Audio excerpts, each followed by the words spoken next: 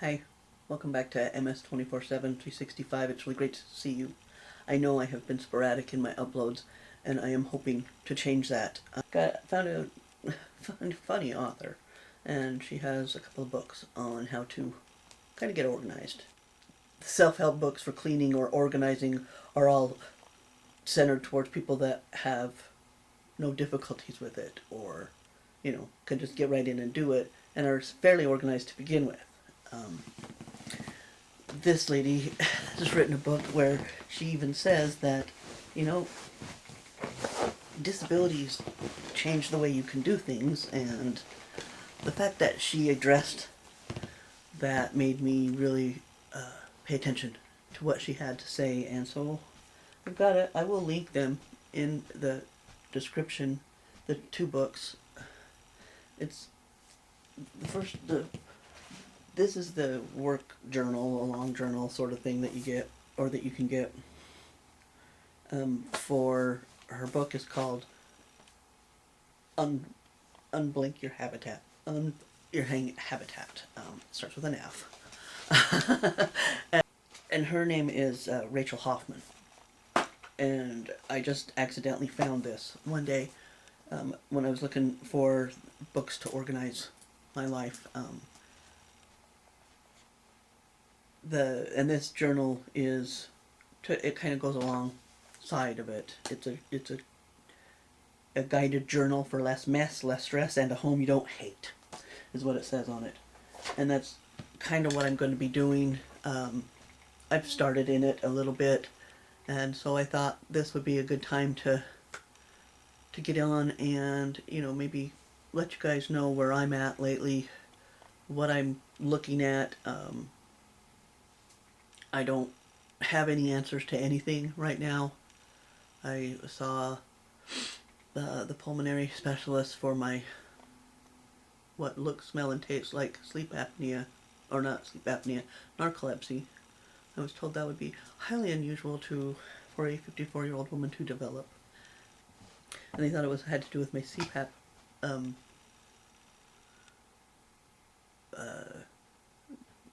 My kind of sporadic use of my CPAP when the sleeping thing started way before I had a CPAP. And it started, I got my CPAP in November, and the sleeping, falling asleep, the blanking out, I don't even call it falling asleep, racking out, started like in April of 2020. And so, I don't know what my November CPAP has to do with my April narcolepsy. Anyway, so I don't know what I'm going to do. I talked to my neurologist, and he wants me to stay with them for right now, and then see what they do. But, so for the most part, I'm just where I am with that. I still don't know what it is. So that's where that is. Yes, it's still happening, and yes, it is annoying, and yes, it could happen while I'm doing a video. So, I don't even know when it happens. It just does. And, I could be sitting here having a conversation with somebody, and all of a sudden, I wreck out. And it's just, I don't even know I've done it. It's not like you're tired and you're dozing off or whatever. No, it's just all of a sudden, I'm done. I'm gone. I have checked out, and it's disconcerting because I'll lose hours. I can lose hours. And as for my shoulder, from breaking my shoulder in November, it's good. It still aches a little bit, but I'm willing to live with that. I am going to also be doing a video about how to minimize your risk for falling, because seriously, the recovery and the pain of that break in my arm or in my shoulder was so horrendous. I am so scared now when I'm walking anywhere, because I don't want to freaking fall again, and I have limited peripheral vision. Like, I can see my hand right here on the the screen monitor thing that I have for this camera, but I can't see it. I can't see it. I can see it on the camera, but I can't see it. With kids, you know how kids are. They leave stuff on the floor and you pick it up for them, and well, I don't see it. And so unless I have spied it on my way there and see it, but if it's like in my way when I like turn a corner or something like that, I don't see it and it will trip me. That's why when I'm walking, I'm looking at my feet, because I don't know what's ahead of me, because I can't see it on the ground. So I have to watch where I'm walking because I don't see what's on the ground. My kids don't know me without MS.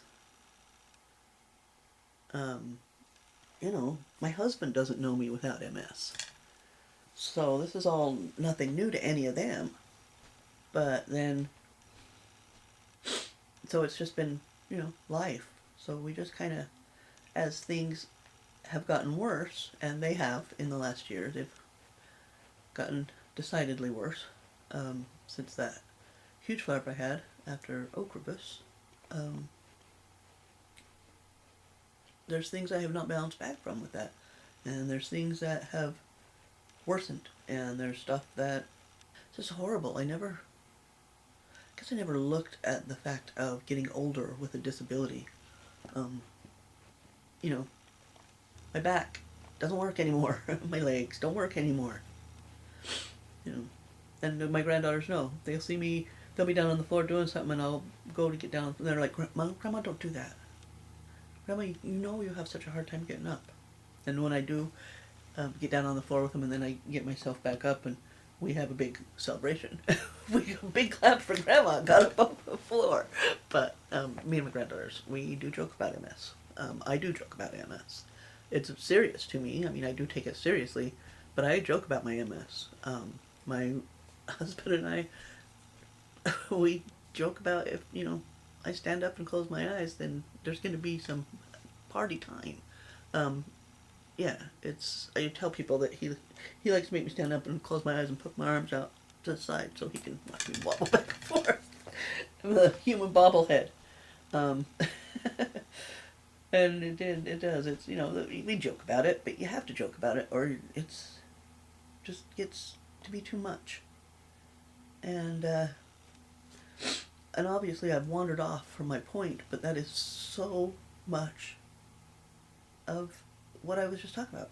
You know, having a journal or a book to follow or something. I have my bullet journal. I'm going to get started back in it, and I have it started set up, and I'm going to film getting, you know, I want to do so much.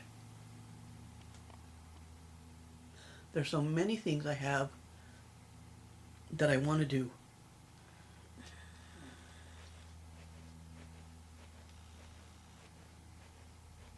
I wasn't going to cry. And I just can't anymore. I can pick one thing pretty much a day now. And depending on what that one thing is, I may not get it all the way done.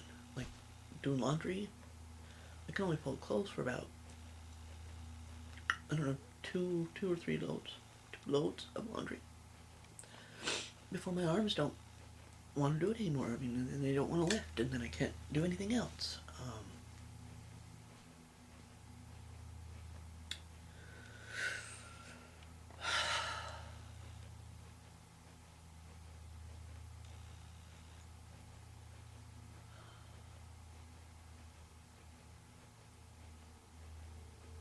I hate all of the things that MS has taken from me. I hate MS for it. You know, it just is so... The little abilities that it's taken from me. So I didn't ever even necessarily like doing. Now I wish I could. And things I did like doing that I can't anymore.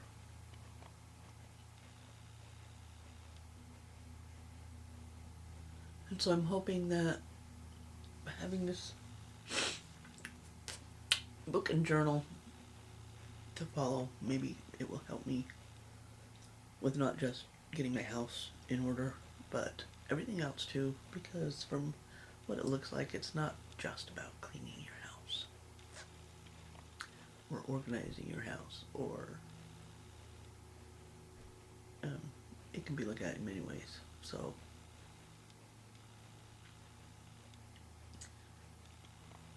I hopefully will be documenting my journey with this, and I will be uploading, I hope, a lot more often. God, I hope so. Because that's what happens with MS. You can do good for so long, and then all of a sudden, no! I'm not doing good no more. And I'm not doing good anymore. And I'll tell you that. You know, people ask me, how are you doing? And I'm like, I'm not good. I just have had to admit to myself that I really am doing much worse than I had been a year ago. And that it's up to me to make it better, you know? Just because my MS has gotten worse doesn't mean I have to give in to it. And I don't want to, and I have been. And hopefully, now that I'm completely vaccinated, a lot more of the population is vaccinated, we can get back to life. I don't think it's ever going to be the same. I do not believe we're going back to, 2019 anytime soon, to the way that was. To society in 2019, I don't think we're ever going back there. I don't think it will be like that. It's always going to be a little different, which I'm fine with, you know. It's been a rough year, and I really need to concentrate on making the rest of this one better, and the next better, and etc. For eternity. And I just really wanted to hop on and give you guys an update, a video update of where I'm at, what I'm doing. You know, still plugging along. And hopefully, still hanging out with my granddaughters. Hopefully we'll have a couple of videos here soon with me and my granddaughters. They get out of school in a month, so they'll be here with me a lot, I think. We have a lot of fun together, and I can't wait for them to get out of school. I'm hoping next year when they go back to school, they'll be fully back in school. My youngest is fully in school, but my oldest granddaughter is what they call hybrid, where she does half the week at home, half the week in school. I think she misses that social aspect of going to school. You know, the youngest. We won't talk about that. But so I hope they can get back into school full time next year. And I think